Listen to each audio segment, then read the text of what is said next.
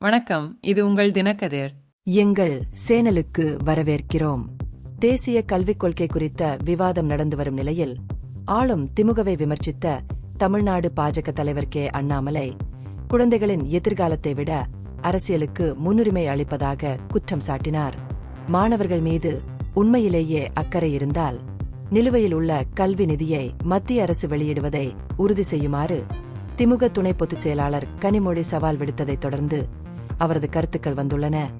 மாநிலத்தில் கல்விக் கொள்கைகள் குறித்து இரு கட்சிகளும் குற்றச்சாட்டுகளை பரிமாறிக்கொள்வதால் இரு கட்சிகளுக்கும் இடையேயான சர்ச்சை தீவிரமடைந்துள்ளது. தவறான தகவல், நிதி நெருக்கடி மற்றும் இந்தி திணிப்பு என்ற பாஜகவின் நிகழ்ச்சி நிரலை தமிழ்நாடு ஏற்றுக்கொள்ளாது என்று கனிமொழி வலியுறுத்தினார். டாக்டர் பரகலா பிரபாகர் எழுதிய தி குரூக்டு டிம்பர் ஆப் நியூ இந்தியா என்ற புத்தகத்தை குறிப்பிட்டு பாஜக தனது பிரச்சாரத்திற்கு ஏற்றவாறு தரவுகளை கையாண்டதாக அவர் குற்றம் சாட்டினார். கல்வி நிலை அறிக்கை தரவு நம்பகத்தன்மையற்றது என்று அவர் கூறினார்.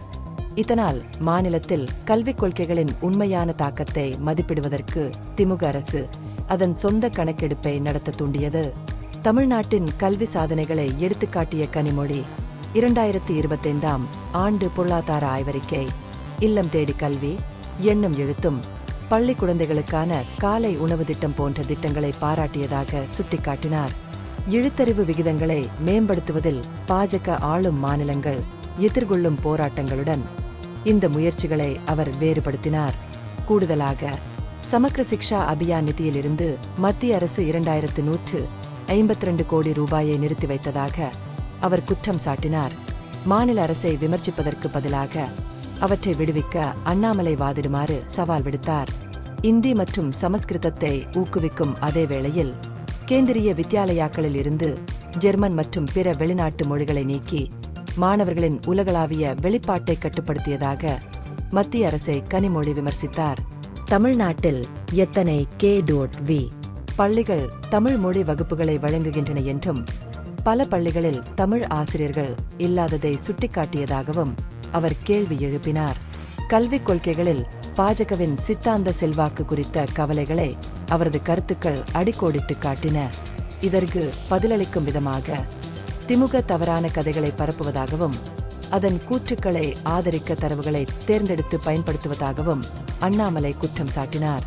திமுக செயல்படுத்திய இல்லம் தேடி கல்வி மற்றும் காலை உணவு திட்டம் போன்ற திட்டங்கள் ஏற்கனவே தேசிய கல்விக் கொள்கை 2020 மற்றும் சமக்ர சிக்ஷாவின் கீழ் முன்மொழியப்பட்டவை என்று அவர் வாதிட்டார்.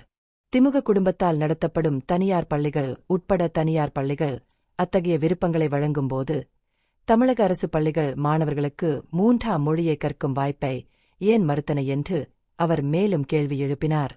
குழந்தைகளின் எதிர்காலத்தை விட அரசியலுக்கு திமுக முன்னுரிமை அளிக்கிறது என்று அண்ணாமலை வலியுறுத்தினார்.